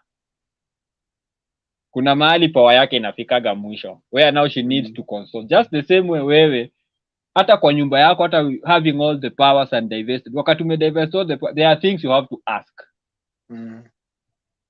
the wife. Can we do this? Nataka kuna kitu napanga, nataka kuinvite wageni hapa. So which is the best day for me to invite them? But bibi yako utatoka siku moja unakuja unakuta chama inaendelea. Hakukwambia kuna chama. Why? Yeye ndio mdosi. But wewe huwezi tu toka tu uko tu na watu ushow up na watu. Ama atoke tu kwenye ametoka umekaa na watu kwa nyumba na huku mshow. Utaitwa kwa bedroom ama kwa kitchen, kwanza upewe maneno proper. Like, why didn't you tell me? Angalia vile nyumba inakaa. At least ungeniambia. You see, she's making valid points that you're making her look bad because umeleta visitors na huku muambia present the best version of the house to them, because it is very important to her. Anyway, so that's just what I wanted to say. So what do you think about the Steve Harvey issue? Unajua kitu ya kwanza, I take my time before I comment on kitu imetokea, because in terms of verification of the story, you know, something like that, you know, for one, that person is a celebrity, and him being a celebrity, anything controversial or anything that itakuwa mbaya, we know people never tell you that they are rooting for you to fail. No. So they wait until something bad happens to you, and then now they come on board, and then sasa hapo ndo unajua kumbe hawa watu bana, hata kama tulikuwa tu and they are clapping there and they are listening and they come to the session, you thought that you are really making positive impacts, but it is totally different. So in terms of verification of the whole issue, bado, that's why actually I'm niko slow kidogo, but we can agree. Assume it is real. Let's move. Let's say assuming the story is true. Unajua unaweka hiyo disclaimer, so that if it turns out not to be true, then of course you get a chance to revise your take. So we are working under an assumption. So now that being the case, now we one thing that I've seen, or maybe ile kitu nimeona ime come across in all the discussion, is that and which is something is true, is that this guy has been really, in terms of motivation, in terms of inspiration, in terms of everything else, a lot of messages, at least ziko, I would say, impactful. They resonate with a lot of people. No, it's something like you're telling somebody, I've been there before, done that, so you can also do it. Very, very good. But now, when it comes now to the institution of marriage, this guy has been pedestalizing and worshipping women for far too long. No, that is something actually a lot of people have said. And if it is true, then now he's going to learn female nature in the worst ways possible. Because Yeah. Kandona, apart from like being cheated on, is also going to be sued. I think she was demanding around was it $200 million, somewhere in 200,000. Yeah, half of his net worth. Half of, so Ebu, imagine now somebody, and the law in the West actually is really not favorable for men. So imagine now, apart from that, you have even been slapped with that that legal part of it, or maybe like being taken now through that divorce machine, and so emotionally he's wrecked, financially he's going to be wrecked. It won't be a surprise. I don't know how he's going to pull through, but it's going to be difficult. But one thing has come out clear, and he's going to, I don't know what he's going to preach. He's written a book, I think, Act Like a Lady, Think Like a Man. And I Yes, don't know. yes.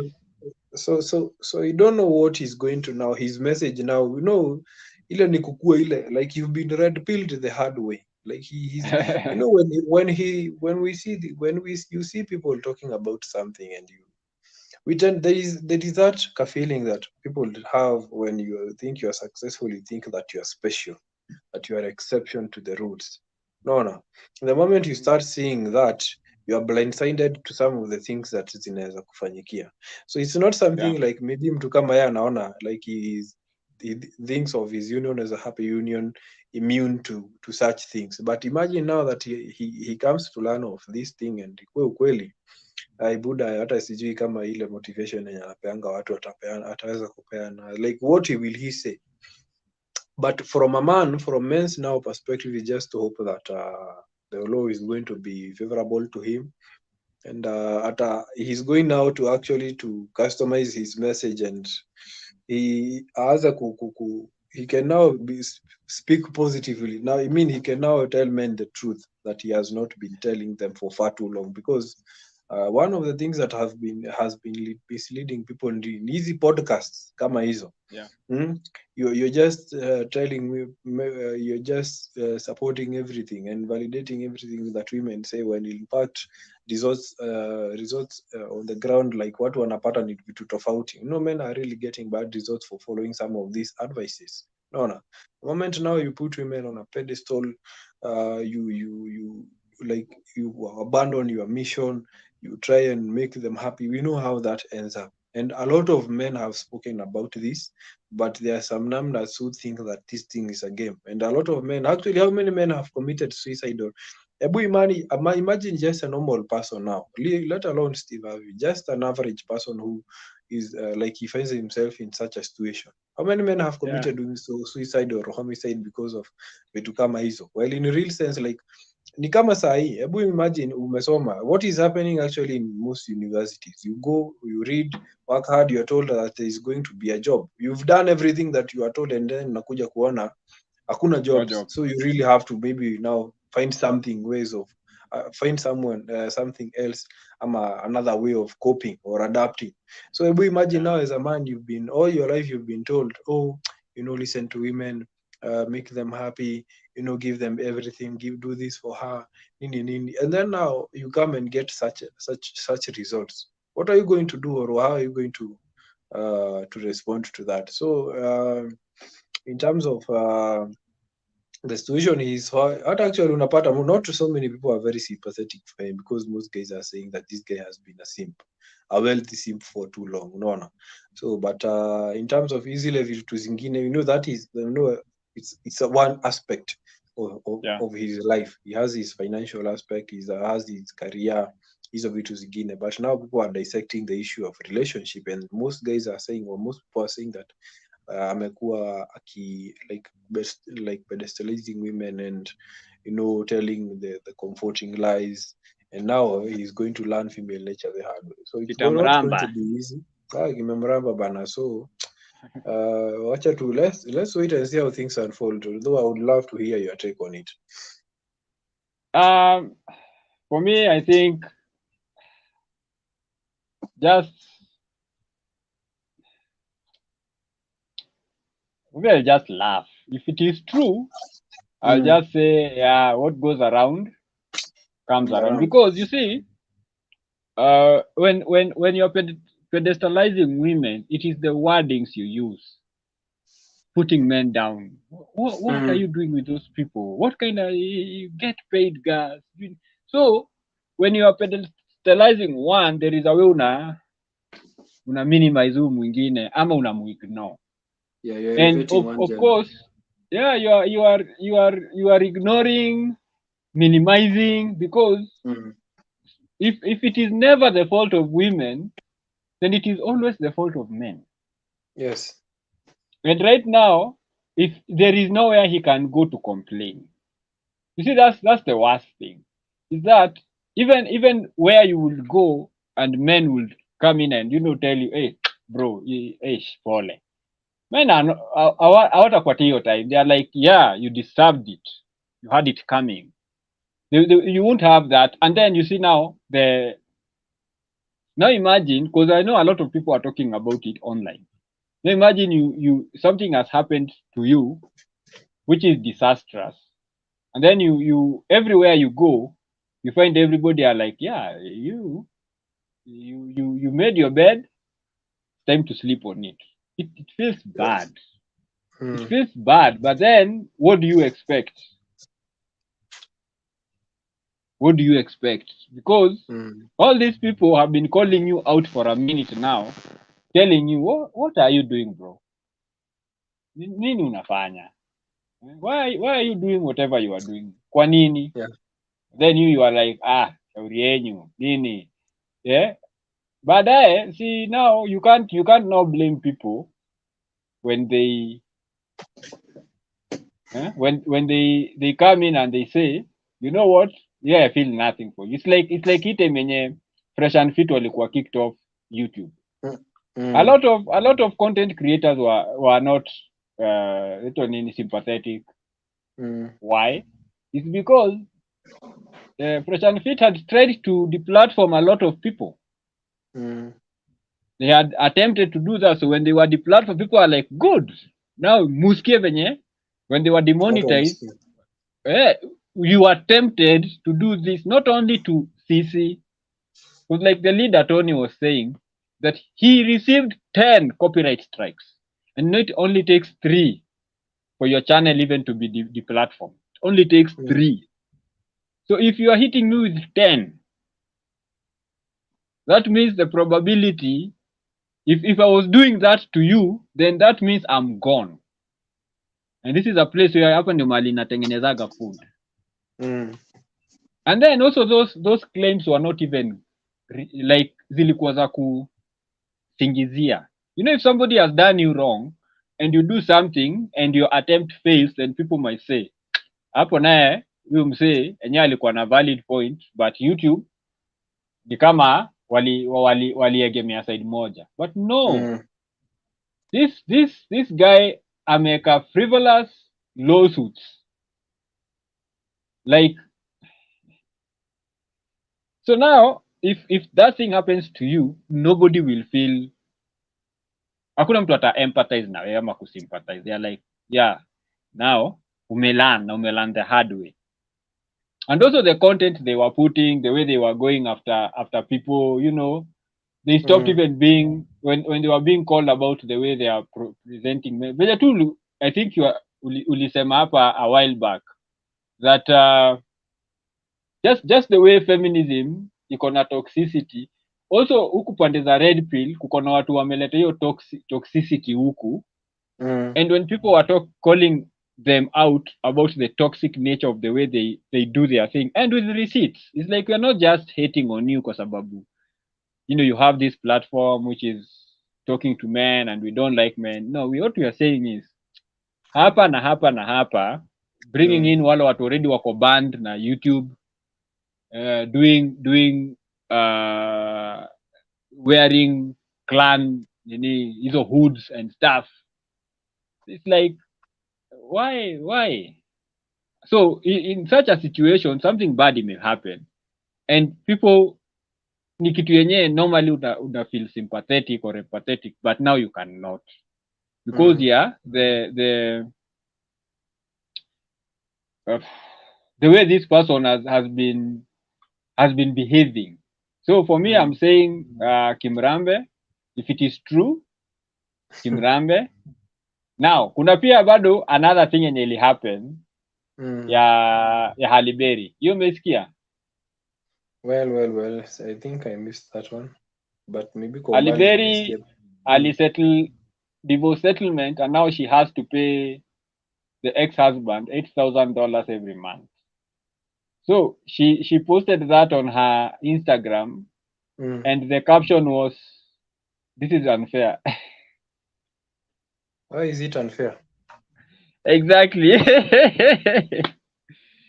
So they are always strong and independent, and they are always like, "Girl, go get your money. This guy wasted your time, nini," until Kimrambe. And this is the second person she's paying child support. Here at see alimony, this is child support.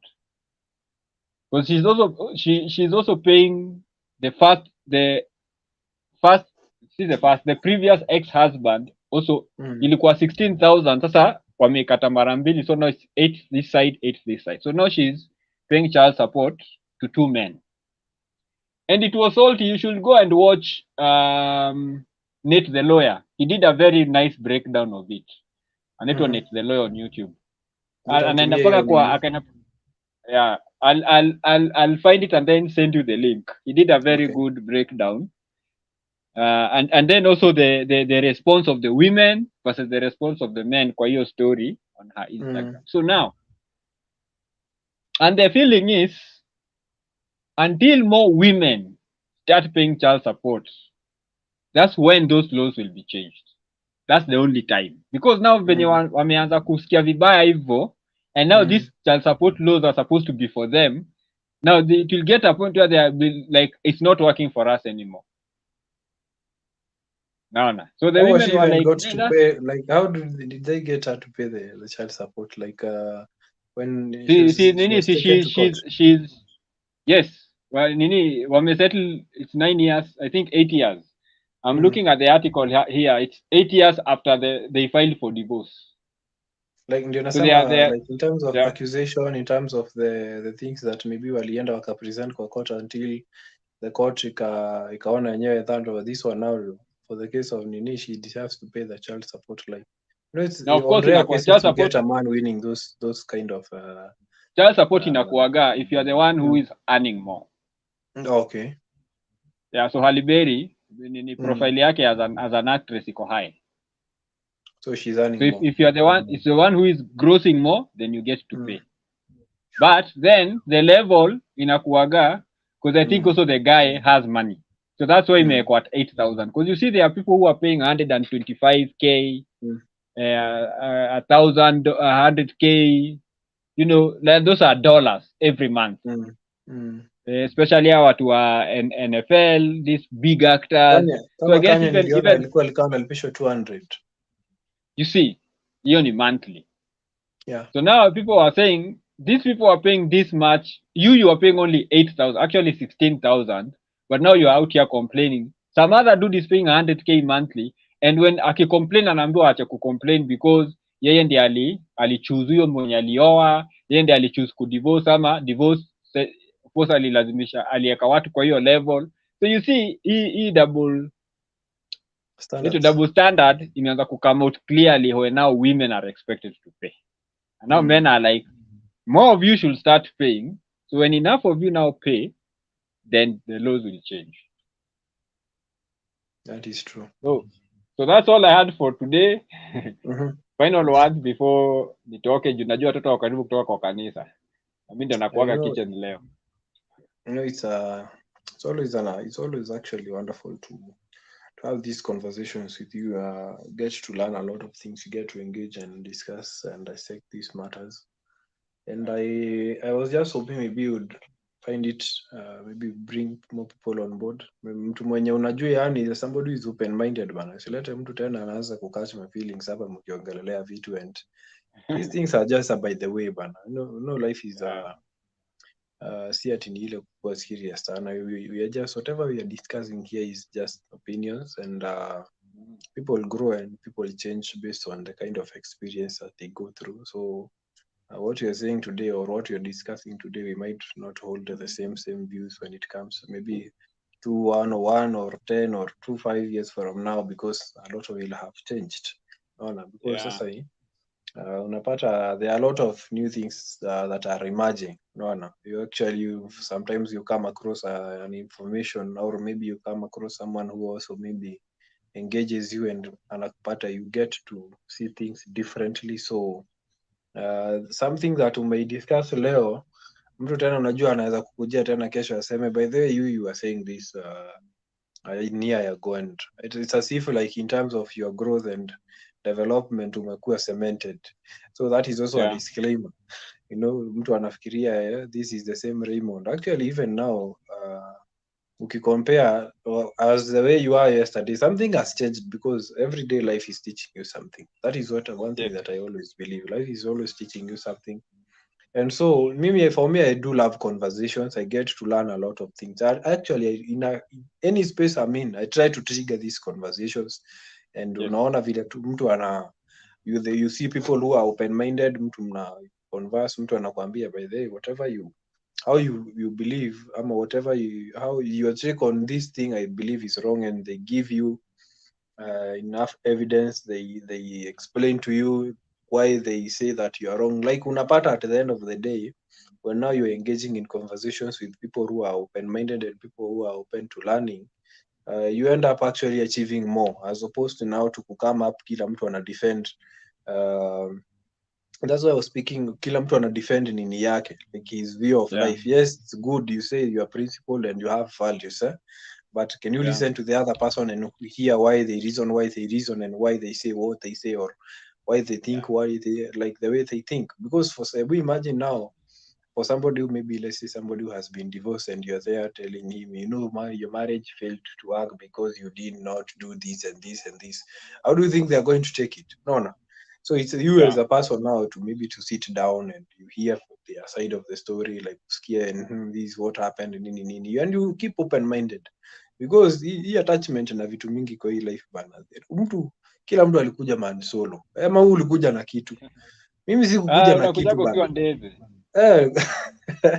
I didn't come with anything in this life. So whatever I'm going to accumulate, whatever I'm going to get, whatever friends I'm going to have, mimi najua these things are temporary, and at the end of the day, when you're all at our deathbed, none of these things matter. Whether we disagreed, whether we fought, whether we like none matters, because at that moment you just want to live, but you cannot live. So these things are just by the way we are trying to enlighten each other. We are trying to give each other information, tujaribu ease the burden, because now going through life without some sort of information, by the way, you can die prematurely. Because imagine now you get into relationships with a notion that that kuna happily ever after, the same way these magazines and Disney movies inauzia watu, and that happily ever after you've never seen it, and you are left unaachwa kwa mataa, and so you want to commit suicide.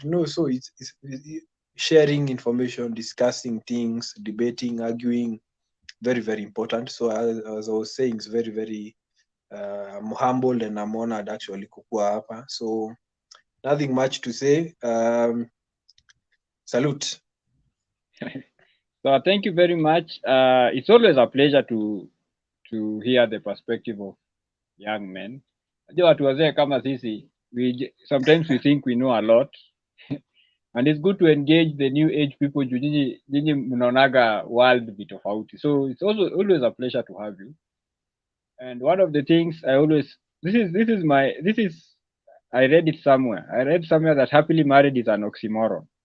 And I believe that is true. You are either married or you are happy. You can't be happily married.